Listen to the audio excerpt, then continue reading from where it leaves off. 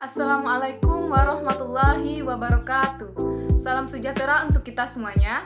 Syukur kita ucapkan atas segala nikmat, kesehatan, dan kesempatan yang telah diberikan kepada kita semua. Sebelumnya, saya ingin mengucapkan terima kasih kepada Ibu Dioti Aulia Fildagasa selaku dosen mata kuliah bimbingan di SD dan anak berkebutuhan khusus. Dan perkenalkan, saya Sumiati Asli dari kelas 3B reguler dengan NIM F10812111066 dari Program Studi Pendidikan Guru Sekolah Dasar Fakultas Keguruan dan Ilmu Pendidikan Universitas Tanjung Pura. Pada kesempatan kali ini, saya akan mempresentasikan materi dari CP14 mengenai diagnosis kesulitan belajar. Nah, mungkin teman-teman udah sering banget dengar kata kesulitan belajar ya. Nah, belajar itu kan gak jauh dari perihal menulis, membaca, maupun berhitung. Maka dari itu, saya di sini akan menjelaskan mengenai kesulitan-kesulitan belajar yang dialami oleh anak. Apa saja ya? Yaitu kesulitan belajar membaca atau yang disebut dengan disleksia, kesulitan belajar menulis atau yang disgrafia, dan kesulitan belajar berhitung yang disebut diskalkulia. Langsung saja kita masuk pada pembahasan yang pertama, yaitu disleksia. Nah, disleksia ini berasal dari bahasa Yunani, yakni dis yang artinya sulit dalam dan lex yang berarti berbicara. Jadi, disleksia berarti kesulitan dalam kata-kata. Artinya, penderita ini memiliki kesulitan untuk menghubungkan kata atau simbol tulisan yang disebabkan oleh kelemahan otak dalam memproses informasi. Sekarang kita akan membahas beberapa bentuk kesulitan membaca yang dialami anak. Yang pertama ada addition atau penambahan. Pada kasus ini, anak itu sering menambahkan huruf pada suku kata. Nah, contohnya kata suruh menjadi disuruh. Kata gula menjadi gulka. Nah, gula, gulka. Ada penambahan huruf L. Dan buku menjadi bukuku. Nah, yang kedua yaitu omission atau penghilangan. Dalam hal ini itu anak membaca dengan menghilangkan huruf pada suku kata. Nah, tadi itu penambahan, sekarang penghilangan. Contohnya kata kelapa menjadi lapa, kompor menjadi kopor, dan masak menjadi masa. Nah, yang ketiga ada inversion atau pembalikan kiri kanan. Nah, pada kasus ini itu anak akan membalikan bentuk huruf, kata ataupun angka dengan arah terbalik kiri kanan. Contohnya kata buku menjadi duku dan palu menjadi lupa. Nah, yang keempat yakni reversal atau penambahan atas bawah. Nah, dalam hal ini anak itu akan membalikkan bentuk huruf, kata ataupun angka dengan arah terbalik atas bawah. Contohnya kata mama menjadi wawa, huruf M menjadi huruf W, angka 2 menjadi angka 5, dan angka 6 menjadi angka 9. Lalu ada penyebab anak disleksia. Nah, yang pertama itu disebabkan oleh faktor biologis. Nah, di antara yang termasuk ke dalam kesulitan membaca yang disebabkan oleh faktor biologis yaitu ada riwayat keluarga. Nah, riwayat keluarga yang pernah mengalami disleksia. Lalu ada kehamilan yang bermasalah serta masalah kesehatan yang cukup relevan. Nah, yang kedua ada faktor kognitif. Nah, faktor kognitif itu dijadikan sebagai penyebab disleksia. Nah, yang termasuk diantaranya itu ada pola artikulasi bahasa dan kurangnya kesadaran fonologi pada individu yang bersangkutan. Nah, yang terakhir ada faktor perilaku. Nah, faktor perilaku yang dapat dijadikan sebagai faktor penyebab disleksia yaitu ada masalah hubungan sosial, stres yang merupakan implikasi dari kesulitan belajar, serta adanya gangguan motorik.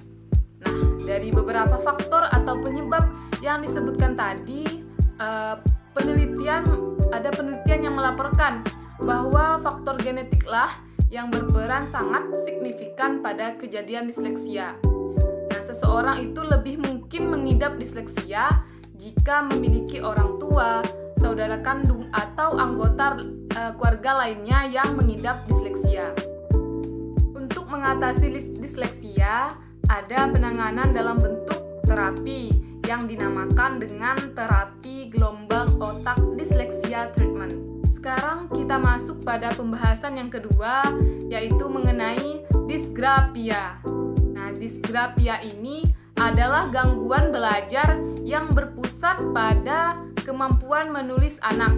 Nah, dysgraphia berasal dari bahasa Yunani juga, seperti disleksia tadi, yaitu dari kata dys yang berarti terganggu dan graphia yang berarti menulis kata dengan tangan.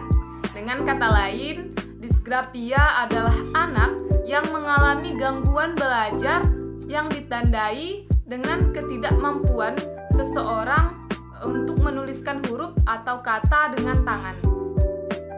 Ada beberapa hal yang menyebabkan anak mengidap dysgraphia. Nah, yang pertama adanya gangguan motorik pada anak.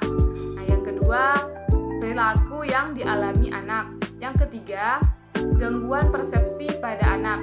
Yang keempat adanya gangguan memori atau gangguan otak. Nah, yang kelima adanya gangguan tangan pada anak. Yang keenam, gangguan anak pada saat memahami instruksi.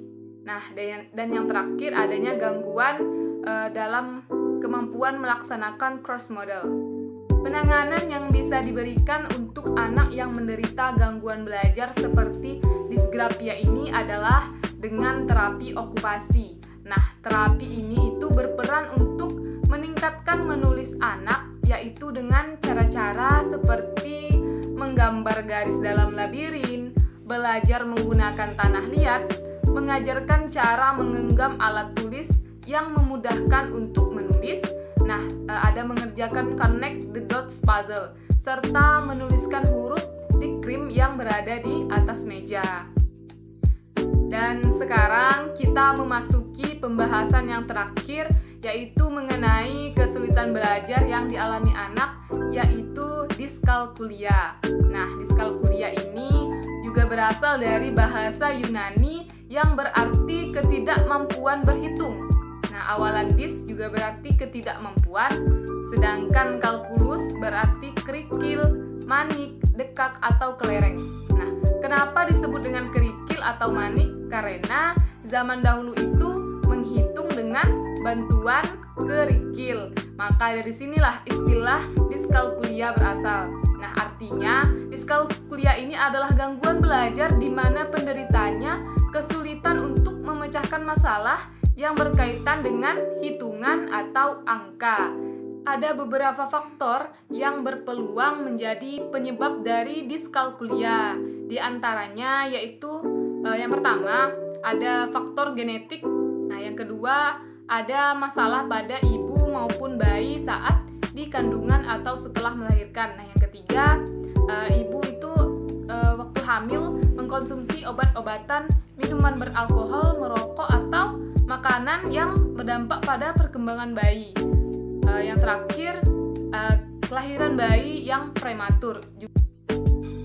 Anak yang mengalami diskalkulia juga perlu adanya penanganan. Nah, penanganan yang dapat dilakukan untuk anak yang mengalami gangguan diskalkulia ini berupa terapi-terapi yang disarankan. Nah, seperti memvisualisasikan konsep matematis yang sulit untuk dimengerti. Nah, contohnya itu kita dapat menggunakan gambar dan tulisan yang menarik untuk anak. Nah, supaya membantu anak yang diskalkulia dalam memahami pelajaran matematika. Lalu ada berupa menuangkan konsep matematis secara tertulis dan urut. Kenapa? Karena agar anak itu tidak perlu melihat secara abstrak atau secara acak. Nah, dan yang terakhir berupa memberikan soal latihan yang dianggap sulit untuk diskalkulia seperti soal urut angka, baca angka, perbandingan angka, pengenalan operasi aritmatika, dan memori. Baiklah teman-teman semuanya, sekian presentasi yang dapat saya sampaikan. Jika ada kekurangan saya minta maaf, dan jika ada kelebihan tidak usah dikembalikan, karena saya adalah orang yang ikhlas. Terima kasih atas perhatian teman-teman semua. Semoga apa yang saya sampaikan dapat menjadi bekal untuk kita semua di kemudian hari. Akhir kata saya ucapkan, wassalamualaikum warahmatullahi wabarakatuh.